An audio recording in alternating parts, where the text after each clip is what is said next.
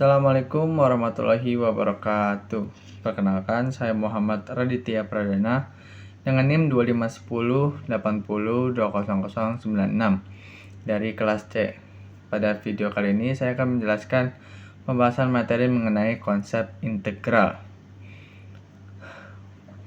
Sebelum membahas integral, kita perlu mengingat kembali materi sebelumnya, yaitu diferensial atau turunan. Jika diferensial digunakan untuk mencari tingkat perubahan suatu fungsi, maka integral merupakan kebalikan dari diferensial. Oleh karena itu, kedua konsep ini saling berkaitan dan menjadi bagian penting dalam kalkulus. Secara umum, integral dibagi menjadi dua jenis, yaitu integral tak tentu dan integral tertentu. Integral tak tentu digunakan untuk mencari fungsi asal dari suatu turunan yang sudah diketahui. Sedangkan integral tertentu digunakan untuk menghitung luas daerah yang dibatasi oleh suatu kurva dalam rentang tertentu.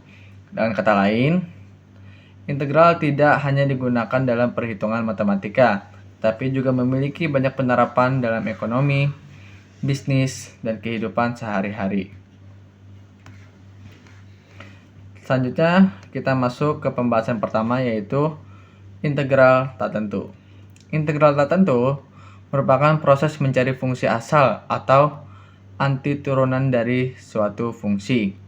Jika pada diferensial kita mengubah fungsi menjadi turunannya, maka pada integral kita melakukan proses sebaliknya, yaitu mengembalikan turunan menjadi fungsi asalnya. Bentuk umum integral tak tentu adalah f buka kurung x tutup kurung dx sama dengan f buka kurung x dalam kurung plus k. Di dalam bentuk tersebut terdapat beberapa unsur penting. Simbol integral disebut tanda integral, fx disebut integran, dx disebut diferensial. Fx merupakan fungsi asal, sedangkan k merupakan konstanta integrasi.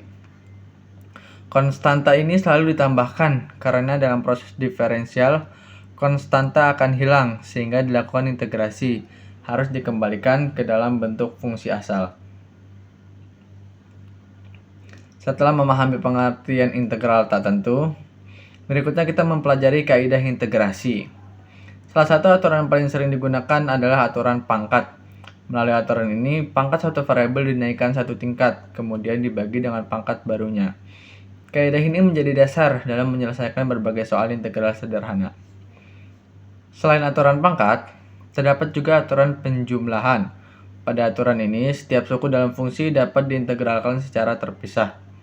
Kemudian, hasilnya dijumlahkan kembali. Dengan memahami kedua aturan tersebut, proses penyelesaian soal integral akan menjadi lebih mudah dan sistematis. Setelah mempelajari integral tak tentu, kita beralih ke pembahasan berikutnya, yaitu integral tertentu. Berbeda dengan integral tak tentu yang menghasilkan fungsi asal, integral tertentu menghasilkan nilai numerik karena memiliki batas bawah dan batas atas yang sudah ditentukan. Integral tertentu biasanya digunakan untuk mengetahui luas daerah yang berada di bawah kurva dan di atas sumbu X dalam suatu interval tertentu.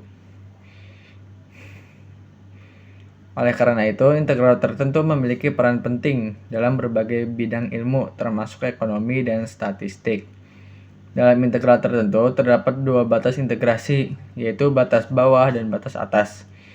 Setelah fungsi diintegralkan, hasilnya dihitung dengan memasukkan nilai batas atas terlebih dahulu, kemudian dikurangi nilai batas bawah. Melalui cara tersebut, memperoleh nilai akhir yang menunjukkan luas daerah atau hasil perhitungan yang diinginkan. Selanjutnya, pada materi yang juga dijelaskan beberapa kaidah integral tertentu yang digunakan untuk menyelesaikan berbagai bentuk soal. Kaidah-kaidah tersebut membantu proses perhitungan menjadi lebih sederhana dan efisien, terutama ketika fungsi diintegralkan cukup kompleks. Setelah memahami konsep integral tak tentu dan integral tertentu, kita dapat melihat bahwa integral memiliki banyak manfaat dalam kehidupan nyata. Dalam bidang ekonomi, integral digunakan untuk menghitung total keuntungan, total biaya, total pendapatan, dan akumulasi pertumbuhan dalam suatu periode tertentu. Sebagai contoh, seorang pemilik usaha dapat mengetahui total pendapatan yang diperoleh dari hasil penjualan selama periode tertentu menggunakan konsep integral. Selain itu, perusahaan juga dapat menghitung total biaya produksi yang dikeluarkan ketika biaya tersebut berubah mengikuti jumlah produksi yang dihasilkan.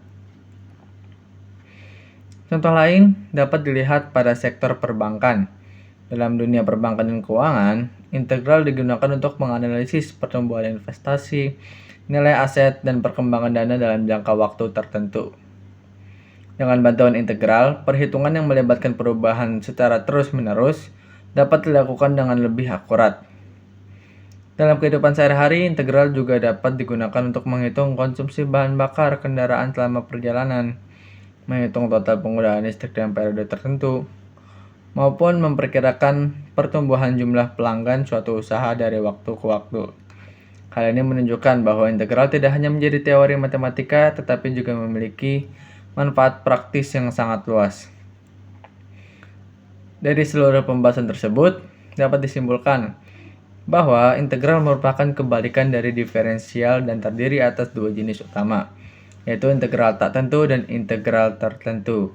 Integral tak tentu digunakan untuk mencari fungsi asal, sedangkan integral tertentu digunakan untuk menghitung luas daerah atau nilai total dalam suatu rentang tertentu. Konsep integral memiliki banyak penerapan dalam bidang ekonomi, bisnis, perbankan, maupun kehidupan sehari-hari, sehingga sangat penting untuk dipahami.